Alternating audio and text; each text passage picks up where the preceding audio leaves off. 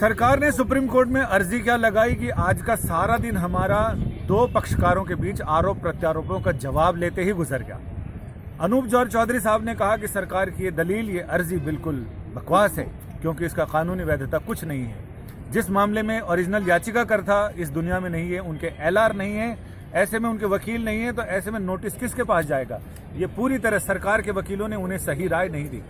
उनकी दलीलों पर एक बार फिर हम विष्णु शंकर जैन के पास पहुंचे हैं। हिंदू महासभा के वकील हैं, सुप्रीम कोर्ट में पैरोकारी करते हैं। विष्णु, इस दलील पर क्या कहना? उनका कहना है कि इसका कोई मतलब नहीं। मुझे तो हंसी आती है इस दलील पे, क्योंकि अनूप जॉर्ज चौधरी साहब उस मैटर में हैं। अनूप जॉर्ज चौधरी साहब उस मैटर में हैं जिसमें राजीव धवन ने 25 साल बाद सुप्रीम कोर्ट में कहा था कि इस्लाम में मस्जिद होना एसेंशियल पार्ट है नमाज पढ़ने के लिए, और ये उन्होंने दलील दी थी इस्माइल फारूकी के केस में। क्या वो इस्माइल फारूकी को ढूंढने गए थे? क्या इस्माइल फारूकी को नोटिस दी थी जो ऑलरेडी मर चुके हैं? तो ये बात कहना है, ये बहुत ही बचपने की बात है, क्योंकि रिप्रेजेंटेटिव सूट है हिंदू मुस्लिम पक्षकारों के बीच में। ऑर्डर 1 रूल 8 के तहत इलाहाबाद हाईकोर्ट ने सूट को ट्रीट किया है, और किसी भी पार्टी का, किसी भी पक्ष का कोई भी आदमी इसमें आके अपनी बात रख सकता है।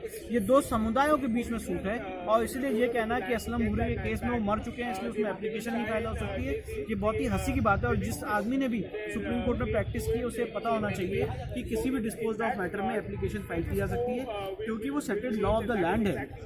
तो इसलिए उसी मैटर में जो डायरेक्शन दिया गया था कि स्टेटस को रहेगा, तो केंद्र सरकार उसी मैटर में एप्लीकेशन फाइल करेगी, किसी और मैटर में एप्लीकेशन क्यों फाइल करेगी? सरकार का कहना है कि जो विवादित भूमि है उसको छोड़ दिया जाए, लेकिन जो गैर विवादित भूमि है, जो अक्वायर किया गया था नरसिंह राव सरकार के समय, उसको उसमें से कुछ हिस्सा रिलीज कर दिया जाए ताकि एक कॉरिडोर बनाया जा सके। देखिए, सरकार का ये अप्रोच बहुत सही है, और ये कहीं ना कहीं इस डिस्प्यूट को सॉल्व करने की दिशा में बढ़ता है, क्योंकि एडमिटेड फैक्ट है दोनों पार्टीज के बीच में कि 1200 स्क्वायर फीट लैंड, चाहे 0.313 एकड़ ऑफ लैंड, वही लैंड है जिसको इलाहाबाद हाईकोर्ट ने अपने फैसले से 3 हिस्सों में बांटा था। आज सरकार कह रही है उसको सुप्रीम कोर्ट सुनवाई करे, जितनी दिन में सुनवाई करनी करे, हम उसको टच नहीं करते।